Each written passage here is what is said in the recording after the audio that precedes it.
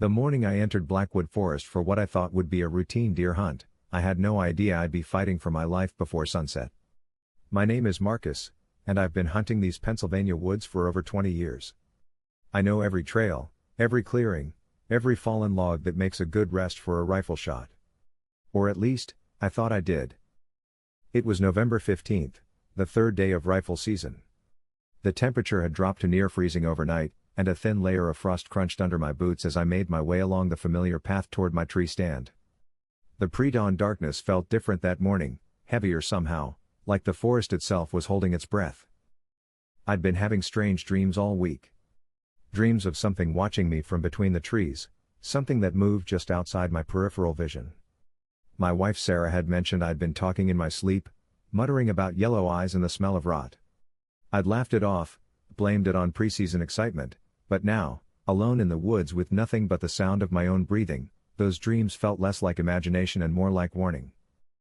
The first sign something was wrong came at 6:47 a.m.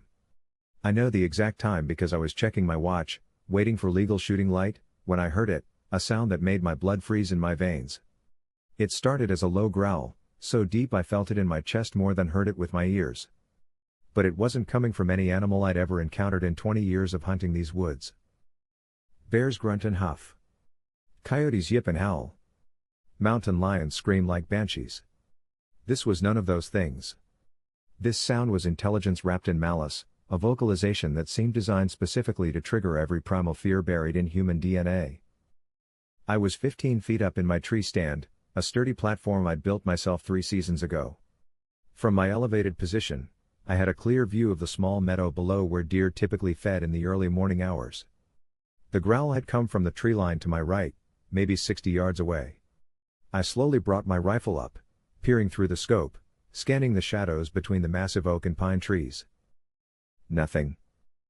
But the feeling of being watched was so intense it made my skin crawl. You know that sensation, when every instinct screams that predatory eyes are locked onto you, studying you, calculating? I've felt it before with bears, that mutual recognition between hunter and potentially hunted. This was different. This felt like I was prey, nothing more. I spent the next hour in a state of hypervigilance, every nerve ending on fire. Every rustling leaf, every snapping twig, every breath of wind through the branches had me spinning around, rifle ready.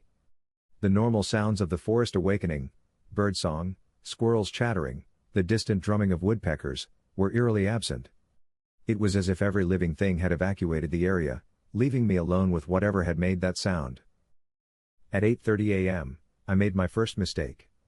I convinced myself I was being paranoid, that the stress of a recent divorce and work problems was making me jumpy.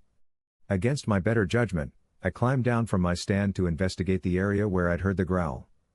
I needed to prove to myself that it was just a bear, maybe an old boar protecting a carcass.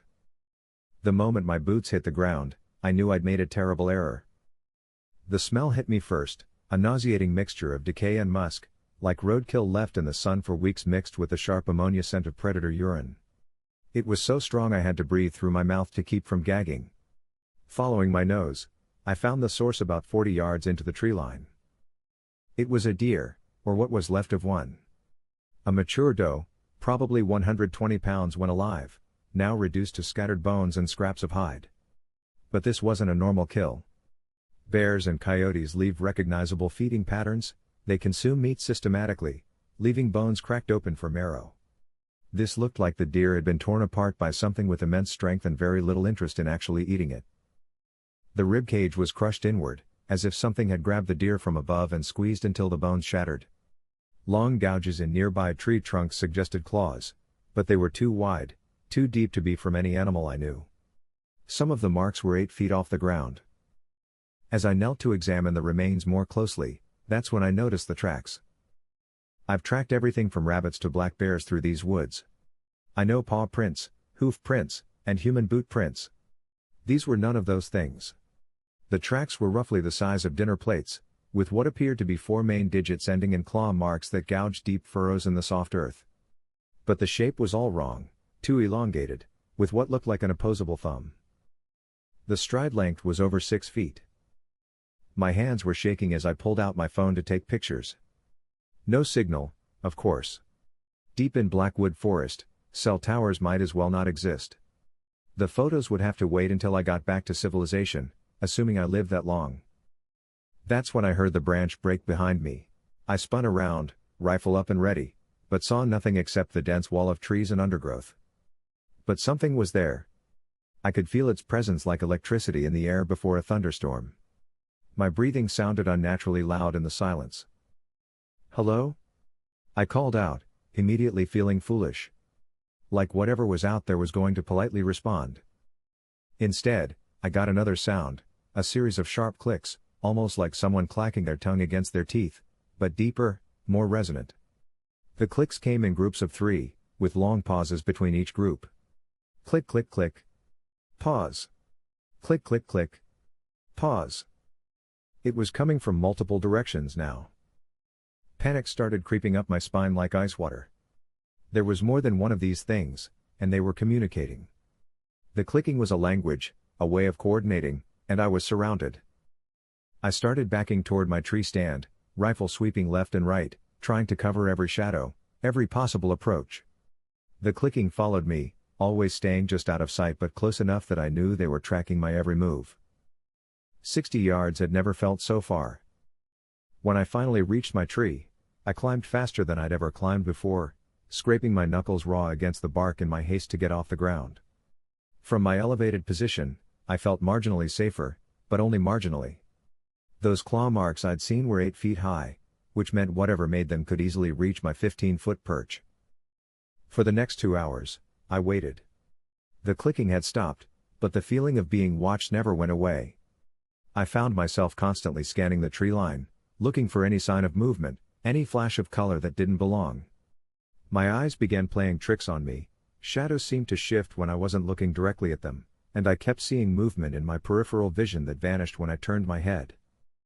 At 11:15 a.m., I saw one of them. It was standing at the far edge of the meadow, maybe 120 yards away, partially concealed behind a massive pine tree. At first, I thought it was a person. It was roughly human-shaped, standing upright on 2 legs. But as my eyes adjusted and I got a better look through my rifle scope, I realized this was no human. It was easily 7 feet tall, covered in dark, shaggy hair that seemed to absorb light rather than reflect it. The head was wrong, too large, too angular, with a pronounced brow ridge that cast deep shadows over its eyes. But those eyes. Even at that distance, even through the scope, I could see them clearly. They glowed with an amber light that seemed to come from within. And they were staring directly at me with an intelligence that was both alien and terrifyingly familiar. We regarded each other for what felt like hours but was probably only minutes. I had my rifle trained on center mass, finger on the trigger, but something held me back from shooting. Maybe it was the way it stood so still, so patient, like it was curious about me rather than immediately threatening. Maybe it was the very human-like tilt of its head as it studied me. Or maybe it was the growing realization that this thing was just one of several, and shooting it would likely result in the others converging on my position very quickly. The standoff ended when it simply stepped backward behind the tree and vanished. No sound, no rustling of branches, nothing. One moment it was there, the next it was gone, like it had never existed at all. I stayed in that tree stand until 2:30 p.m., long past the point when I should have given up and headed home. But every time I considered climbing down, I'd hear something, a distant snapping branch, the soft whisper of something large moving through the underbrush, or worst of all, that clicking communication echoing through the trees. When I finally worked up the courage to descend, the sun was already beginning its afternoon decline toward the horizon. November days are short in Pennsylvania, and I had maybe 3 hours of daylight left to make the 2-mile hike back to my truck. I made it about half a mile before they started following me openly. I first noticed movement in the trees to my left, pacing me about 50 yards off the trail. Then something crashed through the underbrush to my right, staying parallel to my path but remaining just out of sight. Behind me, I could hear the soft thud of heavy footsteps matching my pace. They were hurting me. The realization hit like a physical blow. This wasn't random, it was coordinated, intelligent hunting behavior. They were forcing me to stay on the trail, preventing me from deviating toward easier escape routes, driving me toward some predetermined destination. I picked up my pace, trying to reach a section of trail I knew well, a place where the path crossed a small creek via a fallen log bridge. If I could get across and then destroy the bridge behind me, it might buy me some time. That's when I heard Sarah's voice calling my name. Marcus. Marcus, where are you? I'm lost. My wife's voice, coming from somewhere in the trees to my right. But Sarah was home, 40 miles away. Sarah didn't even know exactly where I was hunting today. And Sarah would never come into these woods alone. Marcus, please. I can't find the trail. The voice was perfect, every inflection, every tremor of fear exactly as Sarah would sound if she were genuinely lost and frightened. But there was something underneath it, something that made my skin crawl. It was too perfect, like a recording being played back rather than genuine human emotion. Help me, Marcus. Something's chasing me. I stopped dead in my tracks, rifle raised, scanning the trees where the voice originated. The forest had gone completely silent except for that pleading voice that sounded so much like my wife but couldn't possibly be her. Please, Marcus. I'm hurt. That's when I heard the second voice. Dad? Dad, is that you? My son Tommy's voice, coming from behind me. But Tommy was in college, 3 states away. Tommy hadn't called me Dad instead of Pop since he was 12 years old. I fell, Dad. I think I broke my leg. The voices were coming from different directions now, overlapping, pleading. Sarah calling from the right, Tommy from behind, and now I heard my brother Jake's voice coming from somewhere ahead on the trail. Marcus, thank God. I've been looking for you everywhere, man. Mom's in the hospital. You need to come with me right now. Our mother had died 6 years ago. The voices continued, becoming more urgent, more desperate, but I forced myself to keep moving forward. Whatever these things were, they had somehow absorbed human voices, human speech patterns, human emotional cues. They were using my own family against me, trying to lure me off the trail into the dense woods where they could attack from all sides. I reached the creek crossing just as the sun touched the horizon. The fallen log that served as a bridge was still there, moss-covered and slippery, spanning about 15 feet of rushing water. On the other side, the trail continued up a gentle slope toward the parking area where I'd left my truck. As I started across, balancing carefully on the narrow log, the voices behind me reached a crescendo. Marcus, don't leave us. Please, Dad, I'm really hurt. Marcus, they're coming for me. Help me. But mixed in with the familiar voices were other sounds, growls, snarls, and that terrible clicking communication. The facade was breaking down as their desperation increased. I made it halfway across the log before I slipped. My right foot went out from under me on the wet moss, and I crashed down hard onto the log, my rifle flying from my hands to splash into the creek below.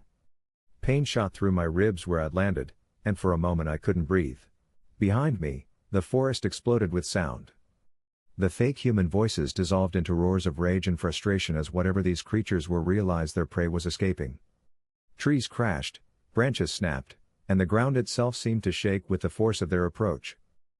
I scrambled forward on hands and knees, splinters from the rough bark tearing at my palms, desperate to reach the other side before they caught up. The sound of their approach was getting closer, a thunderous cacophony of destruction as they smashed through the underbrush without any attempt at stealth. My boots hit solid ground just as the first one reached the creek. I spun around to see it crashing through the water, indifferent to the freezing temperature or swift current. In the fading daylight, I got my first clear look at one of the creatures. It was even larger than I'd estimated, at least 8 feet tall, with massively broad shoulders and arms that hung nearly to its knees. The face was a nightmare combination of human and animal features, with deep-set eyes that glowed like amber coals and a mouth full of teeth that belonged on a shark rather than any land mammal. Its entire body was covered in coarse, dark hair that seemed to move independently in the wind. But the most terrifying thing was its eyes. There was intelligence there, cold and calculating and utterly alien. This wasn't some mindless beast, it was a predator that thought, planned, and hunted with purpose. I ran. Behind me, I heard the creature reach the bank and start climbing out of the water. Its claws scraped against stone as it hauled its massive bulk onto dry land. But I had a head start, and pure terror was giving me speed I didn't know I possessed. The trail up to the parking area was steep and rocky, winding back and forth through dense pine groves. Under normal circumstances, it was a challenging 15-minute climb. I made it in 8 minutes, my lungs burning and my heart hammering against my ribs. My truck sat exactly where I'd left it that morning, covered in a light dusting of fallen leaves. I've never been so happy to see rusted blue metal in my entire life. I fumbled for my keys, hands shaking so badly I could barely get them out of my pocket. Behind me, I could hear them crashing through the trees, getting closer. The sound of their approach was like a landslide, unstoppable and devastating. The key slid into the ignition on the third try. The engine turned over once, twice, then caught with a roar that sounded like salvation itself.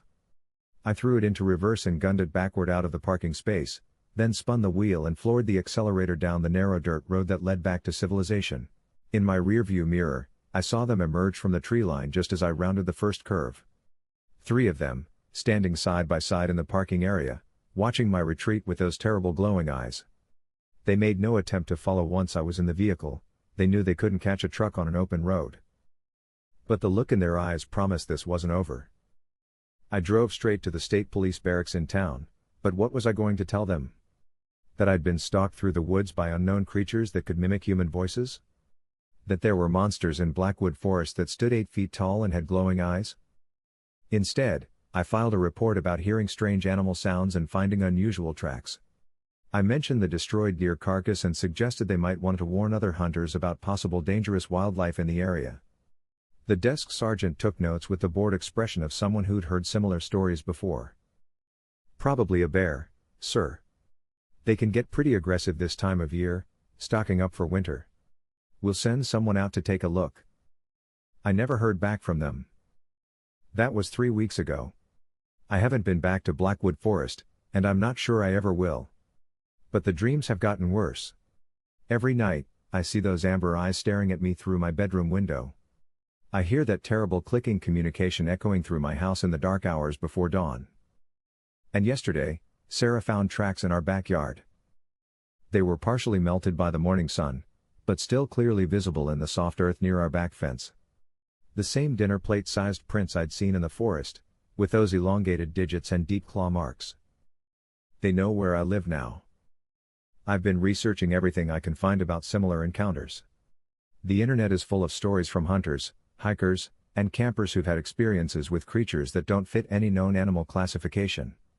The details are always slightly different, but the core elements remain consistent: massive bipedal creatures with human-like intelligence, the ability to mimic voices, and a predatory interest in humans that goes beyond simple territorial defense. The Native Americans who originally lived in this region had stories about the Wendigo, cannibalistic creatures that were once human but had been transformed by their hunger for human flesh. They described them as giants with yellowed fangs, yellowed claws, and a smell of decay that preceded them through the forests. Other cultures have similar legends. The Himalayan Yeti, the Pacific Northwest Sasquatch, the Australian Yowie. All described as large, hair-covered bipeds with supernatural abilities and an aggressive disposition toward humans. What if these aren't just legends? What if there's something out there, living in the deep woods, that science hasn't catalogued yet? Something that's smart enough to avoid human contact most of the time, but occasionally makes an exception? Something that's decided I'm worth making an exception for. I've started taking precautions. Motion sensor lights around the house. Security cameras with night vision capability. I sleep with my rifle beside the bed, loaded and ready. I've taught Sarah how to shoot, though I haven't told her exactly why I think she needs to know. But deep down, I know these measures are probably inadequate. Whatever those things are, they're not going to be stopped by a few lights and cameras. They're too smart, too patient, too determined. They're hunting me the same way they hunted that deer, methodically, intelligently, with no rush to close the deal. They know where I live, they know my routines, and they have all the time in the world to plan their approach. The worst part is the waiting. Every shadow could hide one of them. Every strange sound in the night could be them testing my defenses. Every day that passes without incident just means they're getting closer to being ready. I've considered moving, relocating somewhere far from Blackwood Forest, maybe somewhere with more people and less wilderness. But I have the feeling it wouldn't matter. They've marked me somehow, claimed me as prey, and they'll follow me wherever I go. Sometimes I wonder if I should have just stayed in that tree stand, let them take me on their terms instead of drawing out this psychological torture. At least then it would be over quickly. But then I look at Sarah, see her going about her daily life unaware of the danger that's circling our family, and I know I have to keep fighting. I have to find a way to end this before they decide to expand their hunt beyond just me. I've been reaching out to other people who've had similar encounters, trying to piece together patterns, weaknesses, anything that might give me an advantage. Most of them are too frightened to talk about their experiences in detail, but a few have shared stories that make my encounter seem almost mundane by comparison. There's a hunter in Montana who claims one of these creatures stalked his family for 6 months, leaving gifts of dead animals on their doorstep and scratching messages into the siding of their house. Eventually, it broke into their home while they were away and destroyed everything inside, not stealing anything, just methodically shredding furniture, breaking windows, and leaving claw marks in every room. A hiker in Washington state says she was followed for 3 days during a solo backpacking trip, with the creature staying just out of sight but making its presence known through thrown rocks, snapped branches, and the constant feeling of being watched. On the final night, it approached her tent and spent hours circling her campsite, occasionally brushing against the tent walls while making soft vocalizations that sounded almost like lullabies. A family in Oregon had to abandon their cabin after months of harassment that escalated from distant howls to finding massive handprints on their windows every morning. The final straw came when they woke up to find one of the creatures standing in their backyard, just watching their house. When they called the police, it vanished into the woods, but not before leaving behind a deer carcass arranged in what looked like a deliberate pattern on their front lawn. In each case, the encounters seemed to follow a similar progression: initial contact in a remote location, followed by surveillance and psychological harassment, building toward some kind of ultimate confrontation that never quite materialized. It's like they enjoy the hunt more than the kill, or maybe they're waiting for something specific before they make their final move. The problem is, I don't know what that something might be. What are they waiting for? What would trigger them to move from stalking to attacking? I think I'm about to find out. Last night, I woke up to the sound of scratching at my bedroom window. When I looked outside, I saw one of them standing in my backyard, not 20 feet from the house. It wasn't trying to hide, it wanted me to see it. We stared at each other through the glass for maybe 5 minutes. It was massive, even larger than the one I'd seen in the forest, with scars across its face and shoulders that suggested it was old, experienced, possibly the leader of whatever pack was hunting me. Then it raised one clawed hand and pressed it against the window. The glass creaked under the pressure but didn't break. It could have smashed through easily. The gesture was a message, not an attempt to gain entry. Not yet. When Sarah asked me this morning why I'd installed steel security bars on all the ground floor windows, I told her we'd had some break-ins in the neighborhood. She accepted the explanation without question, but I could see the worry in her eyes. She knows something's wrong, even if she doesn't know what. I've been debating whether to tell her the truth. Part of me thinks she deserves to know what we're facing, but another part wants to protect her from the kind of fear that's been eating at me for weeks. What good would it do to share this burden when there's nothing she can do to help? But maybe there is something she can do. Maybe I can't face this alone. The creature that visited last night left another calling card, a series of claw marks scraped deep into the bark of the oak tree in our backyard. They weren't random scratches, they formed a pattern, almost like symbols or letters. I took pictures, but I can't make sense of what they might mean. Or maybe I don't want to understand. Maybe some messages are better left unread. I've made a decision. Tomorrow night, I'm going back to Blackwood Forest. I'm going to find these things and end this one way or another. I can't keep living in fear, can't keep waiting for them to make the first move. If they want me, they can have me, but it's going to be on my terms. I've prepared as well as I can. High-powered rifle with enough ammunition to fight a small war. Backup pistol. Flashlights with extra batteries. Flares. Even a machete, in case things get up close and personal. I've written letters to Sarah and Tommy, explaining everything, telling them how much I love them and how sorry I am for bringing this danger into their lives. The letters are sealed and hidden where they'll find them if I don't come back. But I am coming back. I have to believe that, or I'll lose my nerve before I even start. The plan is simple: return to the area where I first encountered them, make myself visible, and wait for them to come to me. In the open meadow where I have clear sight lines and room to maneuver, I'll have a better chance than trying to fight them in dense woods where they have every advantage. It's not a good plan, but it's the only one I have. As I write this, the sun is setting outside my window. In a few hours, when Sarah is asleep and the house is quiet, I'll gather my gear and drive back to Blackwood Forest for what I hope will be the final time. If anyone finds this account, if I don't make it back, please understand that I tried to protect my family the only way I knew how. And please, for the love of God, stay out of those woods. There are things in the darkness that science hasn't named, creatures that exist in the spaces between our understanding of the natural world. They're patient, intelligent, and utterly without mercy. And once they've chosen you as prey, the only escape is through violence or death. I'm about to find out which one awaits me in Blackwood Forest. Marcus Coleman's journal was found in his home office 3 days after he failed to return from what his wife described as another hunting trip. His truck was discovered abandoned at the Blackwood Forest trailhead, but despite extensive search efforts involving state police, volunteer firefighters, and tracking dogs, no trace of Marcus himself was ever found. The claw marks he photographed in his backyard were dismissed by wildlife experts as likely bear scratches, despite their unusual size and pattern. The motion sensor cameras around his house recorded no unusual activity on the night of his disappearance.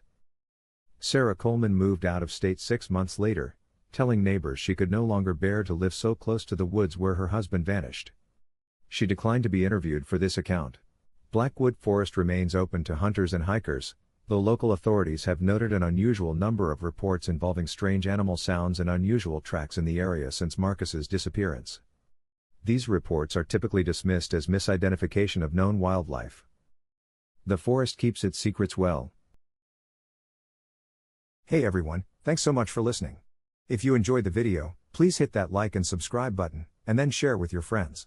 Your support helps us grow and create even more awesome content. We appreciate you being part of the journey. Here are a couple more videos for you to check out.